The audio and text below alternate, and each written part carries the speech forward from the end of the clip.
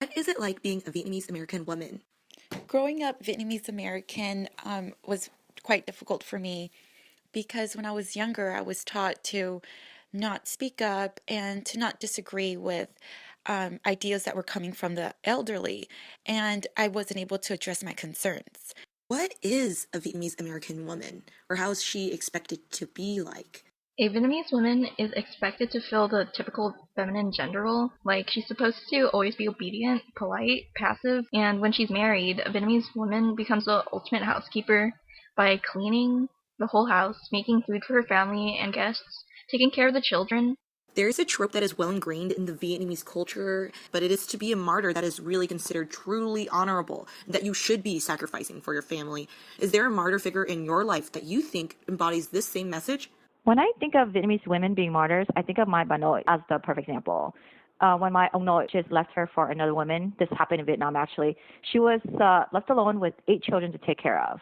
And this was especially hard because she was poor and she had to work very hard to raise her kids, and this she had to do all by herself.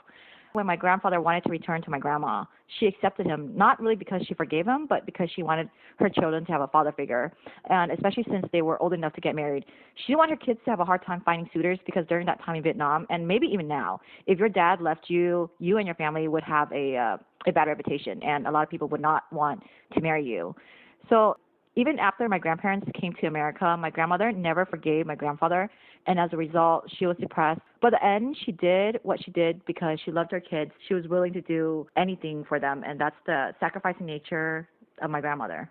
Do you think that having the trope of martyrdom so heavily present in Vietnamese history a good thing?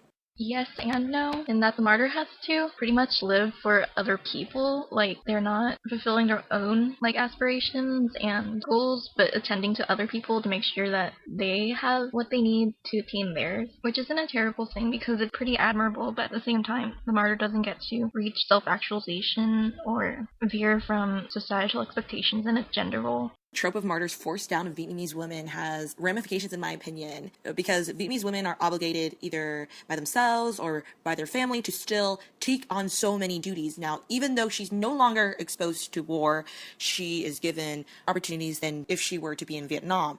Consequently, you are forced to go to college. There is no option anymore. You just have to, and the Vietnamese American woman has to make a lot of money and get a good career in the sake of her family and for parents. She needs to be able to support her future family, her husband, etc. So where does she come into play? Where are her self-interests coming up into all of this? The martyr image is very cyclical in that sense, that even the future generations who don't have to face the lack of opportunities as those in Vietnam, she still has to sacrifice herself for others and her family.